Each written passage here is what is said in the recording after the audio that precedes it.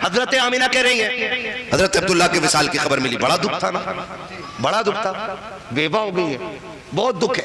मैं बेटियों से गुजारिश करूंगा निकाह हो जाए, अल्लाह करे किसी के घर की इज्जत बनो तुम।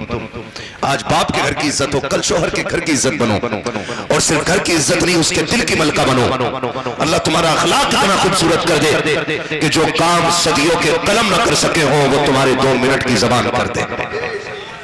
मेरी तो ये दुआ हर बहन के लिए। लेकिन एक इल्तिजा भी है, कभी झगड़ा हो भी जाए ना शोहर से तो बद्दुआ ना देना, कभी बद्दुआ न देना, कभी ये मत कहना कि तू मर के लौटे, कभी ये मत कहना तेरी शक्ल देखना नहीं चाहती। सुबह ही सुबह किचन में से आवाज आ रही है तू आवे ना लौट के, तू मर जा, तेरा नहारा पट्ट हो जा। हाँ सिम किचन में से इतनी मोटी मोटी बद्दुआएं है। उसने बेचारे ने थैला उठाया चल दिया। बेटियों से गुजारिश है, शोहर पागल भी होता है ना औरत के लिए पहाड़ होता है, शोहर दीवाना भी होता है, औरत के लिए एक साहिबान होता है। शोहर अगर बेवकूफ भी हो तो तेरे लिए सबसे बड़ा सहारा होता है। कभी उसके लिए मौत ना मांगना, जिस दिन ये मर गया उस दिन तुझे कोई सहारा देने वाला नसीब नहीं होगा। और बेटी वालों आपसे एक बात कह जाऊं, बच्चियां जवान हो जाए ना हाथ अपने सामने पीले कर जाना।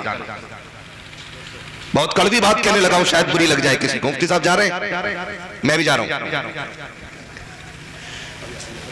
जल्दी लेकर आओ, जल्दी ले आइयो ना, फिर मैं नात खानी शुरू करा दूंगा। खैरियत है आप लोग?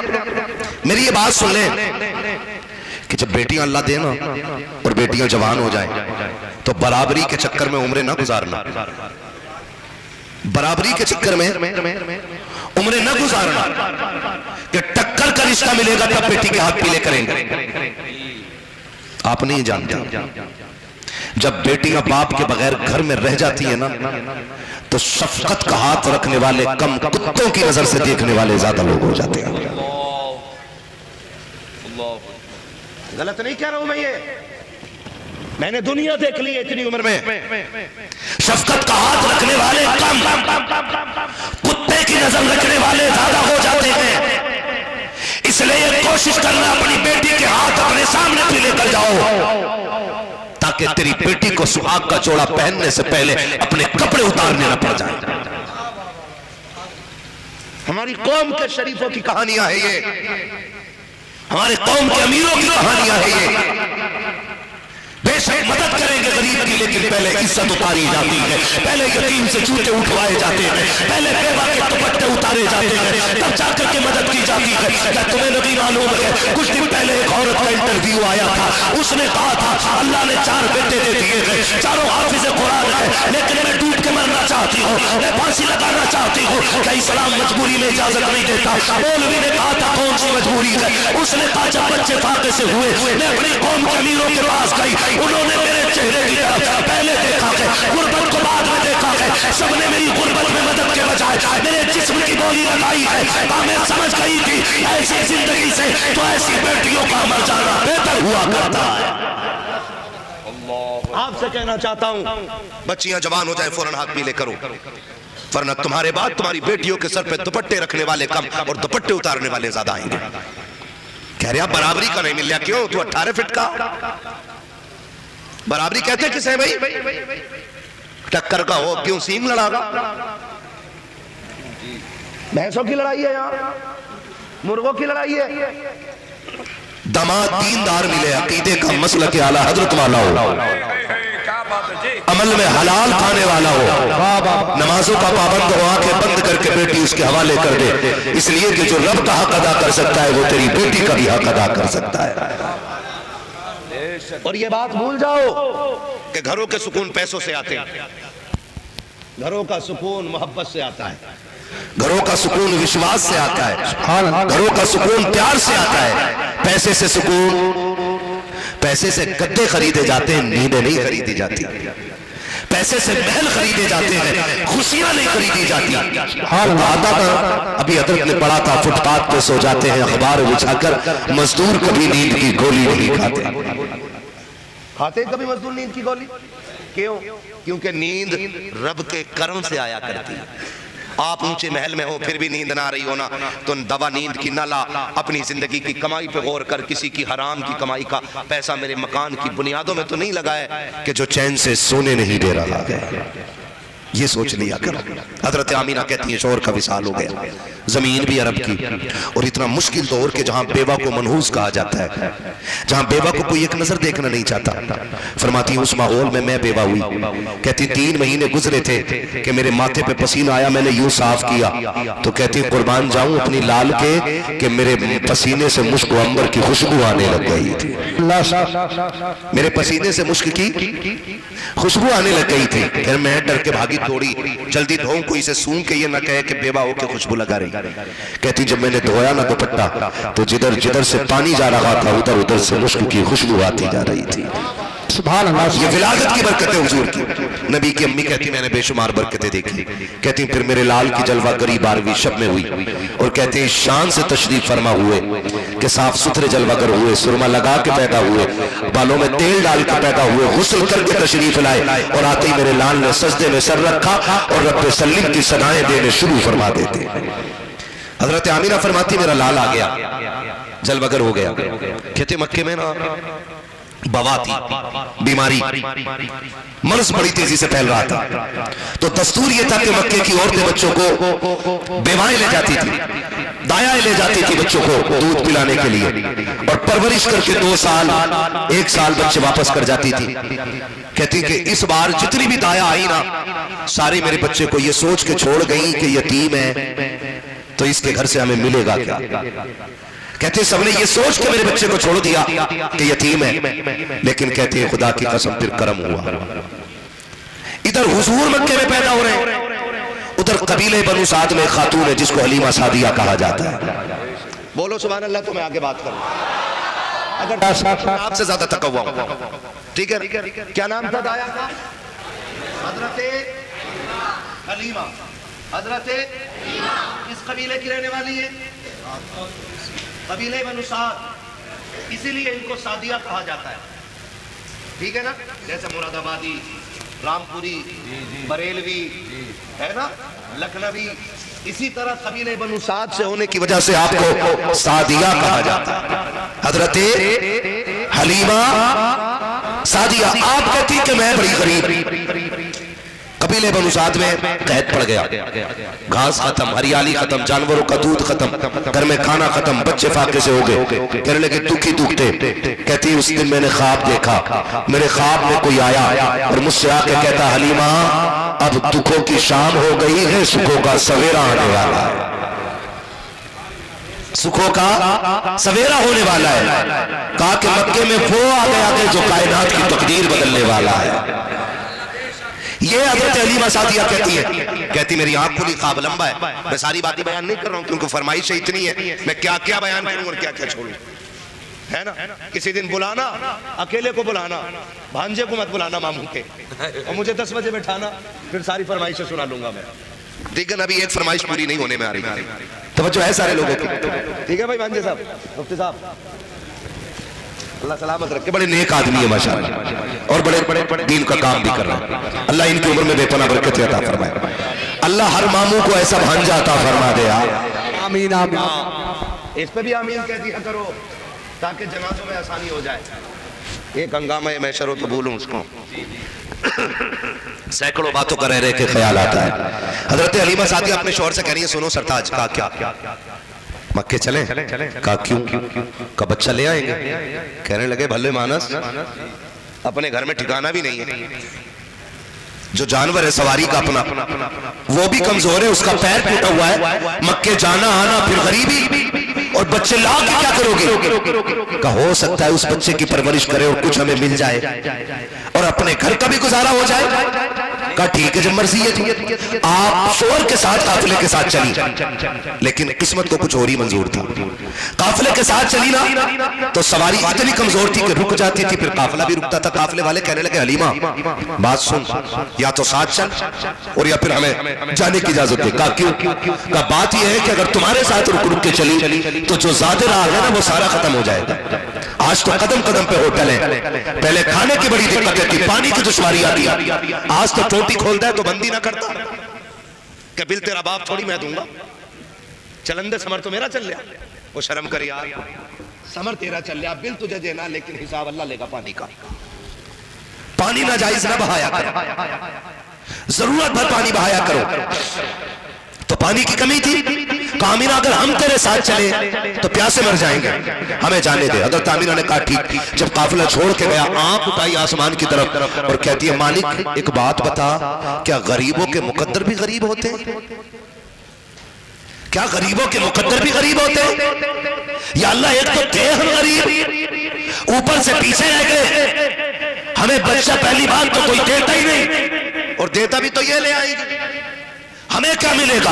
शोहर ने उदासी से देखा, अब क्या करे। हजरत हलीमा सादिया ने कहा था मेरे सरताज, आज तक मैंने रब की राज़ात से भरोसा नहीं छोड़ा है, मैंने हमेशा सब्र का दामन पकड़ा है। चलो इनको इनके नसीब का मिलेगा, हमको हमारे नसीब का मिलेगा।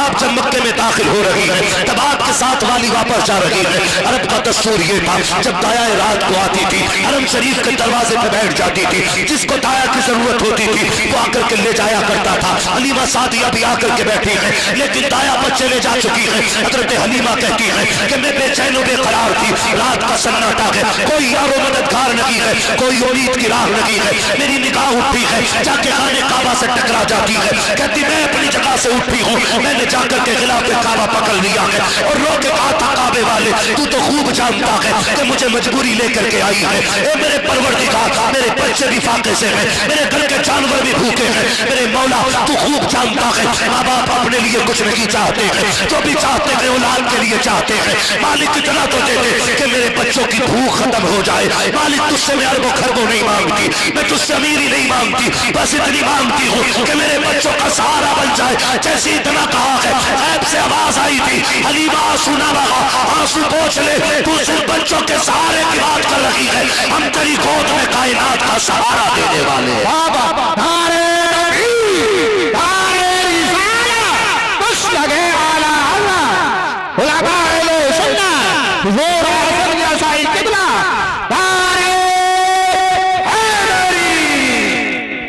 हम तेरी गोद में कायनात का सहारा देने का फैसला कर चुके हैं।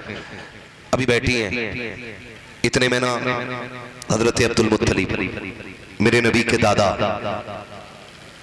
काबे के मुतवल्ली, खानदान कुरैश के सरदार, इस शान से हरम शरीफ के दरवाजे पे आए कि उनके माथे की मेहराब बता रही थी कि ये किसी बड़े घराने का बड़ा शहजादा है। आप आए, आपने आवाज दी कोई दाया है? हजरत हलीमा कहती है कि खुशी की मेरी इंतहाई नहीं रही, मैंने बगैर कुछ कहे जी मैं हूं, मैं हूं, मैं कहती, मैं ये कहती हुई दौड़ गई। आपने मेरा मुंह देखा, फरमाया नाम क्या है? कहा हलीमा। का फिर आ जाओ। हलीमा नाम है जी, तो फिर आ जाओ। हजरत हलीमा कहती है कि हजरत अब्दुल मुत्तलिब आगे आगे, मैं पीछे पीछे। मैं कपड़े देख के हिसाब लगा रही थी, सरदार है कोई, बच्चा परवरिश करेंगे, इसके घर का तो सोना चांदी मिलेगा। कहती है भी चली ही थी कि अब्दुल मुत्तलिब ने मुड़ के देखा और कहा हलीमा बच्चा तो है लेकिन यतीम है, यतीम है, उसका बाप नहीं है, ले जाने से पहले फैसला कर लेना। हजरत हलीमा कहती है कि बस इतना सुना ना तो ऐसा लगा जैसे बिजलियां गिर गई, अब खुशी ही खत्म हो गई। कहती लेकिन मुकद्दरों पे कुर्बान जाऊं। रात थी जब मैं पहुंची हजरत हलीमा आमीना के घर। कहती मैंने दरवाजे पे दस्तक दी, आवाज आई कौन? मैंने कहा दाया। तो कहती मैंने इतना कहा कि दाया, तो अंदर से आवाज आई क्या तेरा नाम हलीमा है? हजरत हलीमा कहती है कि अंदर से आवाज आई हजरत आमीना की, क्या तेरा नाम हलीमा है? मैंने कहा जी। कहा फिर अंदर आ जा। कहती मैं अंदर गई, अल्लाह वो तो माशा ना कर भाई, मैं अंदर गई, मैंने जाके पूछा आमीना मैं कभी आपसे मिली तो नहीं और मैंने कभी आपको देखा नहीं, आपने मुझे नहीं देखा, फिर मेरा नाम आपको किसने बता दिया? मेरा नाम किसने बता दिया? तो हजरत आमीना ने कहा था हलीमा तुझे क्या बताऊं कि तू मक्के में बाद में आई है, तेरे आने का चर्चा मक्के में पहले होने लगा है। कहा कि कैसे? कहा जनाबे अब्दुल मुत्तलिब खाने काबा का तवाफ कर रहे थे और तवाफ करते करते ख्याल आया कि बच्चा इतनी अजमतों वाला है तो दाया कहां से लाएंगे? तो आवाज आई अब्दुल मुत्तलिब महबूब हमारा है तो दाया हम ही भेज के दिखाएंगे। कहा फिर वो कैसे पहचानी जाएगी? तो गैब से कहा था किसी ने नाम हलीमा होगा, कबीले बनु साद की होगी, कहा हवेली कच्ची होगी, ईमान बड़ा पक्का लेकर के आएगी, ईमान बड़ा पक्का लेकर के आएगी। हजरत हलीमा आ गई, हुजूर के घर में आ गई, आकर के आमीना लाल की तरह।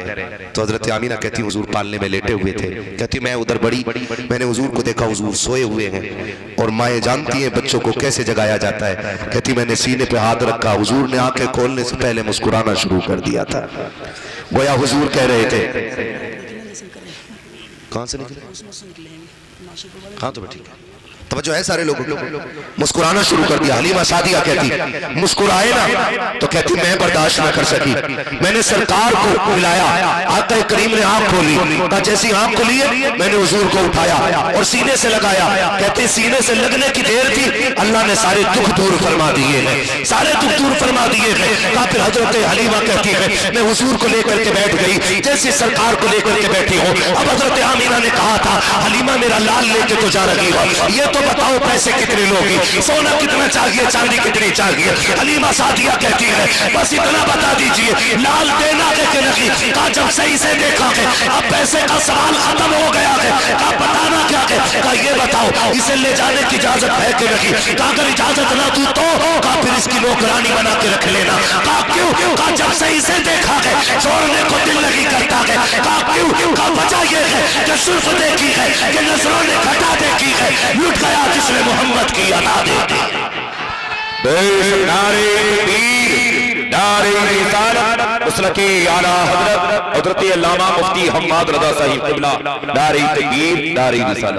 आलादत फरमाते वो जो न थे तो कुछ न था, वो जो न हो तो कुछ न हो, जान है वो जहान की, जान है तो जहान है।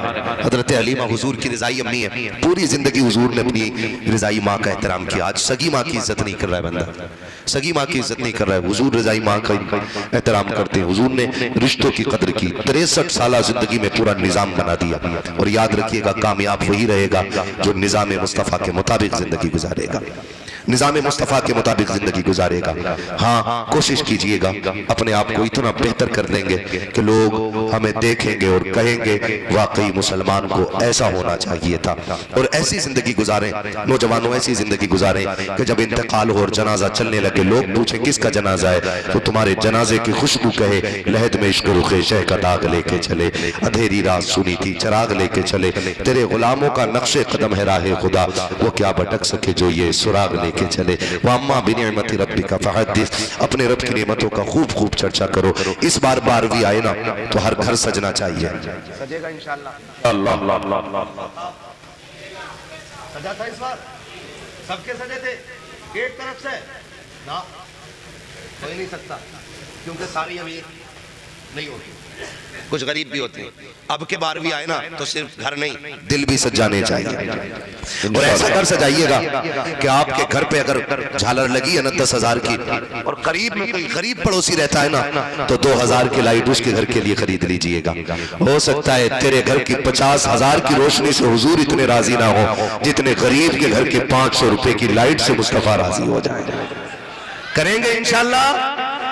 अपने पड़ोसियों का ख्याल रखिएगा, अपने रिश्तेदारों का ख्याल रखिएगा, कोशिश ये कीजिएगा सबसे प्यार करेंगे, सबसे मोहब्बत करेंगे, लेकिन मैं यार मोहब्बत का यही रहेगा कि मोहम्मद से वफा तूने तो हम तेरे हैं, ये जहां चीज है क्या लोहो कलम तेरे हैं। जितने भाइयों की फरमाइशें रह गई हैं उनके साथ माजरत का तलबगार हूँ, क्योंकि फरमाइशें थी इतनी मैं क्या क्या बयान करता और क्या क्या छोड़ता। आज मैं आपको एक मशवरे के तौर पर अब कह रहा हूँ, अब मशवरा दे रहा हूं, कोशिश ये कीजिएगा आने वाले पे उसकी मर्जी से गुफ्तगू छोड़ दीजिएगा।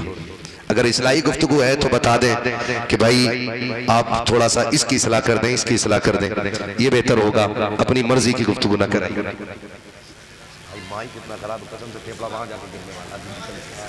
बहुत बुरा माइक है, इसको सजरा कैसे बयान कर लेंगे, समझ से बाहर बात जा रही है। चलिए मैं फिर भी कोशिश करता हूँ। चलिए मेरे भाई ने शजरे की फरमाइश कर दी है, लेकिन माइक कितना अच्छा है कि इस पे खाली बातें ही हो सकती हैं। ऑपरेटर साहब से गुजारिश है इसको थोड़ा इको दे दें, थोड़ी आवाज दे दें ताकि मैं हुजूर का शजरा पढ़ सकूं। और आपसे इतनी मेरी गुजारिश है, आपसे इतनी मेरी गुजारिश है कि जब हाथ का इशारा हो ना तो सुभान अल्लाह बोलते हैं। कितनी जोर से बोल सकते हैं सुभान अल्लाह?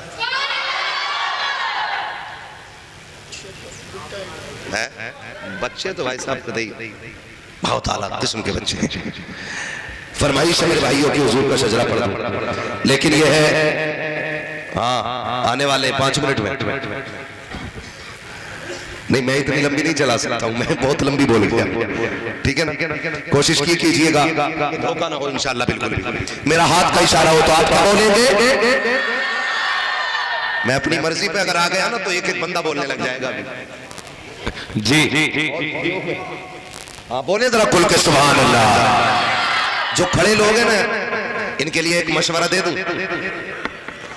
इनके लिए मेरा एक मशवरा है कि जब घर जाना ना तो माँ के हाथ चूमना, बाप के कदम चूमना और कहना अब्बा जी सबने बैठ के हुजूर की बातें सुनी थी, महफिल में जगह तंग थी, आपकी परवरिश का कमाल था, हमने खड़े होकर के हुजूर की सारी बातें सुनी। बेशक जी है ना, बड़ी हिम्मत वाले जो खड़े होकर सुन रहे हैं, ये भी अच्छे लोग हैं। आप तो मौज कर रहे हो ना, सुभान अल्लाह ही कहनी है ना, हिल नहीं है ऐसे बैठे मौज बैठे, ठीक है? जगह मिल गई है तो फिर बोल दो सुभान अल्लाह।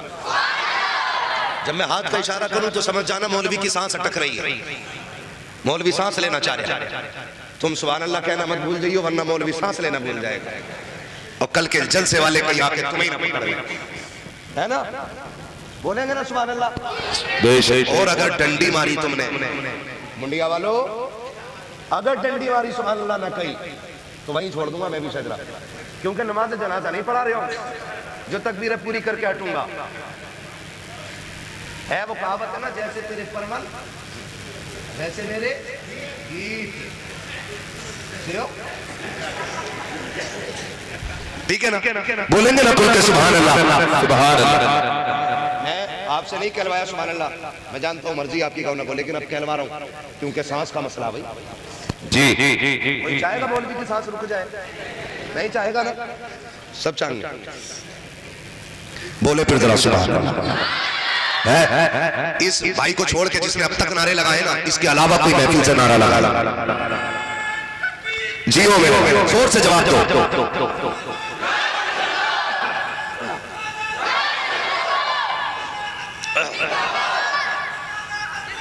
जिंदाबाद ला हज़रत आला हज़रत अल्लाहु अकबर या रसूल अल्लाह, माशाअल्लाह। बोले सुभान अल्लाह, सुभान अल्लाह। अभी सारे नहीं बोले, खुल के बोले सुभान अल्लाह। आदम के बेटे शीश, सुभान अल्लाह। हाथ का मतलब समझो, आड़े में ना बैठो, बोलो सुभान अल्लाह। हाँ जी, जैसे तुम वोटरों को जानते हो ना, ऐसे हम सामीन को जानते हैं। हाँ जी, ठीक है ना? एक एक को बोलना है सुभान अल्लाह। आदम के बेटे शीश, शीश के बेटे